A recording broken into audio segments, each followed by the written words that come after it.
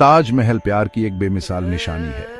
यह आगरा शहर में यमुना नदी के दक्षिणी किनारे पर एक चमकता हुआ सफेद मार्बल का मकबरा है।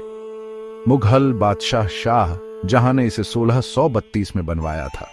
उन्होंने इसे अपनी सबसे पसंदीदा बेगम मुमताज महल की कब्र के लिए बनवाया था। उनकी मौत अपने 14वें बच्चे को जन्म देते वक्त हुई थी, जो बादशाह के लिए एक बहुत बड़ा सदमा था। यह मॉन्यूमेंट दुनिया भर में न सिर्फ अपनी जबरदस्त खूबसूरती के लिए जाना जाता है, बल्कि हमेशा रहने वाले प्यार की निशानी के तौर पर भी, जो हर साल लाखों विजिटर्स को खींचती है, जो इसकी बारीक कारीगरी और शांत माहौल को देखकर हैरान रह जाते हैं। इसकी कहानी भारत के शानदार इतिहास में गहराई से बुनी हुई है। इस आर्किटेक्चरल मार्वल का कंस्ट्रक्शन 20 साल से ज्यादा चला। इसमें हजारों आर्टिजन्स, क्राफ्ट्समैन और मजदूरों ने काम किया, जो पूरे मुगल एम्पायर और उससे भी बाहर से आए थे। सबसे बढ़िया मटेरियल्स मंगवाए गए, एकदम सफेद मकराना मार्बल, चीन से जेड और क्रिस्टल, तिब्बत से टर्कोइज और अफगानिस्तान से लैपिस लजुली। इस परफेक्शन के डेडिकेशन का नतीजा एक ऐसी स्ट्रक्चर थी जिसे भारत में मुस्लिम आर्ट का गहना माना जाता है। यह दुनिया की हेरिटेज की उन बेहतरीन मास्टरपीसेस में से एक है जिसकी तारीफ हर कोई करता है।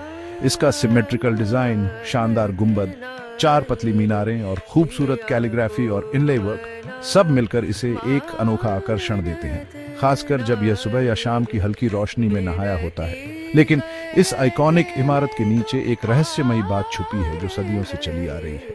लोगों की नजरों से दूर जमीन के नीचे कुछ सबटरेनियन लेवल्स हैं, जिनमें कई सील्ड रूम्स भी शामिल हैं। ये चेंबर्स एम टूरिस्ट रास्ते का हिस्सा नहीं है। इनके होने से कई तरह की स्पेकुलेशंस और थ्योरीज सामने आई हैं। जहां ताजमहल के ऊपरी हिस्से प्यार और याद की कहानी कहते हैं, वहीं नीचे के अनदेखे हिस्से रहस्य का कारण बन गए हैं। ऊपर की खुली शान और नीचे के बंद राजों के बीच का फर्क इस मॉन्यूमेंट की पहले से ही उलझी हुई नैरेटिव में एक और परत जोड़ता है और ऐसे सवाल खड़े करता है जिनके जवाब अभी तक पूरी तरह से नहीं मिले हैं। ये छुपे हुए कमरे, जिनकी संख्या लगभग 22 मानी जाती है, बेसमेंट एरिया में है। कहा जाता है कि यहाँ 2 सीढ़ियों से पहुंचा जा सकता था, जिन्हें सील कर दिया गया है, और ऐसा शायद शाह जहां के समय से ही है। इन कमरों का आखिरी बड़ा सिग्निफिकेंट इंस्पेक्शन या बेसिक मेंटेनेंस के अलावा किसी और काम के लिए खोला जाना 1934 में हुआ था। तब से एक्सेस बहुत रिस्ट्रिक्टेड कर दिया गया है, ज्यादातर आर्कियोलॉजिकल सर्वे ऑफ इंडिया के ऑफिशियल्स के लिए, वो भी पीरियोडिक चेक्स के लिए। इतने लंबे समय तक बंद रहने की वजह से ये सोचना तो बनता ही है कि इन कमरों में क्या हो सकता है, या फिर इन्हें आखिर इतने पक्के तौर पर सील क्यों किया गया था। ताजमहल के छुपे हुए बेसमेंट में ये 22 कमरे होने की बात कही जाती है। ये स्ट्रक्चर के नदी किनारे वाले हिस्से में है और एक तरह का कॉरिडोर या आपस में जुड़े हुए स्पेसेस की सीरीज बनाते हैं। जो 2 स्टेयरकेसेस पहले इस लोअर लेवल तक ले जाती थी, उन्हें बंद कर दिया गया है। उनके एंट्रेंसेस पर मजबूत गेट या चिनाई कर दी गई है। इस जानबूझकर सील करने के काम ने ही कई थ्योरीज को जन्म दिया है, जो इस मॉन्यूमेंट के इर्द गिर्द घूमती है।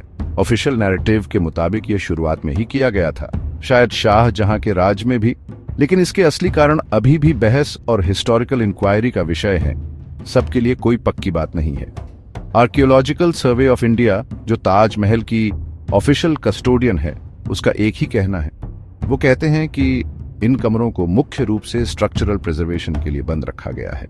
आर्गुमेंट यह है कि इन्हें पब्लिक के लिए खोलने या बार बार अनरिस्ट्रिक्टेड एक्सेस देने से लोगों की सांस से निकलने वाली कार्बन डाइऑक्साइड जैसी चीजें अंदर आ सकती हैं। उनका मानना है कि यह मार्बल के साथ रिएक्ट कर सकता है, जिससे वो खराब हो सकता है या उसका रंग बदल सकता है, और समय के साथ यह पुरानी स्ट्रक्चर कमजोर हो सकती है। इसलिए इस सीलिंग को आने वाली पीढ़ियों के लिए इस अनमोल वर्ल्ड हेरिटेज साइट की इंटेग्रिटी को बचाने के लिए एक जरूरी कदम के तौर पर बताया जाता है, जो कंजर्वेशन का एक कॉशियस तरीका है। हालांकि इस ऑफिशियल एक्सप्लेनेशन ने अटकलों को शांत नहीं किया है। कई सालों से कानाफूसी चल रही है कि इन कमरों में खाली जगह या सिर्फ स्ट्रक्चरल सपोर्ट से कहीं ज्यादा सिग्निफिकेंट कुछ हो सकता है। एक परसिस्टेंट थ्योरी ये बताती है कि मुमताज महल का असली सार्कोफेगस शायद इन्हीं सील्ड चेंबर्स में से किसी एक में है, और ऊपर मेन हॉल में पब्लिक को दिखने वाले सजे धजे सिनोटैफ्स सिर्फ सिंबलिक हैं। यह आइडिया एक छुपी हुई असली आरामगाह की बात करता है, जिसे किसी अनजान कारण से सीक्रेट रखा गया है, शायद सिक्योरिटी या रिलीजियस पवित्रता के लिए पब्लिक की नजरों से दूर। Gap 2S। इससे भी ज्यादा कंट्रोवर्शियल दावे ये हैं कि ताजमहल एक पहले से मौजूद हिंदू टेम्पल की साइट पर बनाया गया था, जो शायद भगवान शिव को समर्पित था और तेजो महालय के नाम से जाना जाता था। इस थ्योरी को मानने वालों का विश्वास है कि इस दावे के सबूत जैसे हिंदू आइडल्स, स्क्रिप्चर्स या ओरिजिनल टेम्पल के architectural remnants in sealed basement rooms में छुपे हो सकते हैं। उनका तर्क है कि मुगल शासकों ने एक एग्जिस्टिंग स्ट्रक्चर का दोबारा इस्तेमाल किया और सील्ड रूम्स इस हिस्टोरिकल फैक्ट को छिपाने की एक जानबूझकर की गई कोशिश है। यह खास दावा एक सेंसिटिव मुद्दा बन गया है जो भारत में बड़े हिस्टोरिकल और रिलीजियस बहसों से जुड़ा हुआ है। इन सील्ड चेंबर्स के अंदर क्या है, यह जानने की इच्छा ने दशकों से कई इन्वेस्टिगेशंस और लीगल एक्शन को जन्म दिया है। 1980 के दशक में एक ब्रिटिश रिसर्चर ने कथित तौर पर ताज के नीचे हिंदू आइडल्स और आर्टिफैक्ट्स मिलने का दावा किया, जिससे तेजो महालय थ्योरी को और हवा मिली। बाद में साल 2000 में कई हिंदू ऑर्गेनाइजेशंस अपनी इस खोज को सुप्रीम कोर्ट ऑफ इंडिया तक ले गए। उन्होंने एक पिटीशन दायर की जिसमें मांग की गई कि सील्ड रूम्स को खोला जाए और उनकी पूरी तरह से जांच की जाए। इस लीगल चैलेंज का मकसद अथॉरिटीज को मजबूर करना था कि वे मॉन्यूमेंट की उत्पत्ति और उसके अंदर की चीजों के बारे में किसी भी छुपी हुई सच्चाई को सामने लाएं। ऐसे प्रेशर्स के जवाब में आर्कियोलॉजिकल सर्वे ऑफ इंडिया ने हमेशा अपना स्टैंस बनाए रखा है।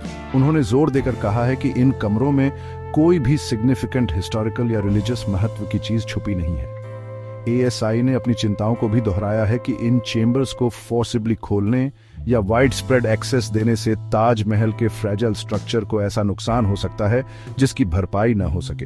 प्रति मिसइंफॉर्मेशन का मुकाबला करने के लिए खासकर सोशल मीडिया पर ASI ने 2022 में अच्छी तरह से मेंटेन किए गए लेकिन आर्किटेक्चरली कुछ खास नहीं ऐसे बेसमेंट रूम्स की कुछ फोटोग्राफ्स भी जारी की ताकि उनके रहस्य को कम किया जा सके और उनके कंटेंट्स के बारे में कुछ ज्यादा ही अजीब थ्योरीज को शांत किया जा सके। सबटेरेनियन एरियाज को बिना इन्वेसिव मेजर्स के एक्सप्लोर करने के लिए साइंटिफिक मेथड्स भी प्रपोज किए गए हैं। 2017 में एक साइंटिस्ट ने ग्राउंड पेनिट्रेटिंग रेडर टेक्नोलॉजी का इस्तेमाल करके ताजमहल के नीचे वॉइड्स या खाली स्पेसेस का पता लगाने का दावा किया। इस फाइंडिंग से अनदेखे सेक्शंस के आइडिया को कुछ बल मिलता दिखा, लेकिन गवर्नमेंट अथॉरिटीज ने कथित तौर पर इस तरह की आगे की रिसर्च पर रोक लगा दी, जिससे ज्यादा एक्सटेंसिव सर्वेज नहीं हो पाए। इस डिसीजन ने, चाहे इसका रीजनिंग कुछ भी हो, कुछ लोगों के लिए मिस्ट्री को और गहरा कर दिया, जिससे यह लगा कि एस्टैब्लिश नैरेटिव को चुनौती देने वाले दावों की पूरी तरह से जांच करने में हिचकिचाहट है। इस एनिग्मा में एक और परत जोड़ती है वो लोकल लेजेंड्स और मिथ्स जो इस सील्ड बेसमेंट से जुड़ गए हैं। एक कहानी जो काफी समय से चली आ रही है वो ये है कि बेसमेंट शापित है। इस फॉल्कलोरिक बिलीफ के अनुसार जो कोई भी इन सील्ड रूम्स को जबरदस्ती खोलने की कोशिश करेगा उसके साथ मिसफॉर्च्यून होगा या उसकी मौत भी हो सकती है। एक स्पेसिफिक किस्सा जो अक्सर सुनाया जाता है 1942 के एक ब्रिटिश ऑफिसर के बारे में है जिसने कथित तौर पर एक दरवाजे को तोड़ने की कोशिश की थी। कहानी कहती है कि अगले ही दिन उसकी हत्या कर दी गई थी। ऐसी कहानियां, चाहे वो फैक्ट हो या फिक्शन, लोअर लेवल्स के आसपास एक तरह का डर का माहौल बनाती हैं। ताजमहल के बेसमेंट रूम्स का लगातार सील रहना पॉलिटिकल और रिलीजियस सेंसिटिविटीज के एक कॉम्प्लेक्स जाल से गहराई से जुड़ा हुआ है। यह दावा कि मॉन्यूमेंट अपने मुगल रूप से पहले एक हिंदू टेम्पल हो सकता था, इसके बहुत गहरे इम्प्लीकेशंस हैं। अगर इस दावे के समर्थन में कोई सब्सटैंशियल एविडेंस सील्ड चेंबर्स में मिल जाता तो इससे इंडियन हिस्ट्री के सिग्निफिकेंट पोर्शंस का री-इवैल्यूएशन करना पड़ सकता है। ऐसी कोई भी खोज निश्चित रूप से इंटेंस डिबेट छेड़ देगी और मौजूदा कम्युनल टेंशंस को बढ़ा सकती है। एक ऐसी संभावना जिससे कोई भी गवर्नमेंट बचना चाहेगी और हिस्टोरिकल रिविजनिज्म के बजाय स्टेबिलिटी को पसंद करेगी। रिलीजियस डिमेंशन भी उतना ही पोटेंट है। अगर तेजो महालय थ्योरी साबित हो जाती तो इससे साइट के स्टेटस में बदलाव या हिंदू पूजा के लिए एक्सेस की मांग उठ सकती है, जो इसके करंट आइडेंटिटी यानी एक मुस्लिम मकबरा और एक सेकुलर नेशनल मॉन्यूमेंट से टकरा सकती है। मुस्लिम कम्युनिटीज ताजमहल की मुगल ओरिजिन्स को कमजोर करने वाली किसी भी नैरेटिव का जोरदार विरोध कर सकती है और यह समझा जा सकता है इन सोशियो पॉलिटिकल कंसर्न्स के साथ साथ ASI का प्राइमरी मैंडेट मॉन्यूमेंट का प्रिजर्वेशन है। इन कमरों को खोलने से स्ट्रक्चरल डैमेज पहुंचने का उनका डर, चाहे उनके कंटेंट्स कितने भी मंडेन क्यों ना हो, उनके कॉशियस अप्रोच का एक वैलिड और सिग्निफिकेंट फैक्टर बना हुआ है।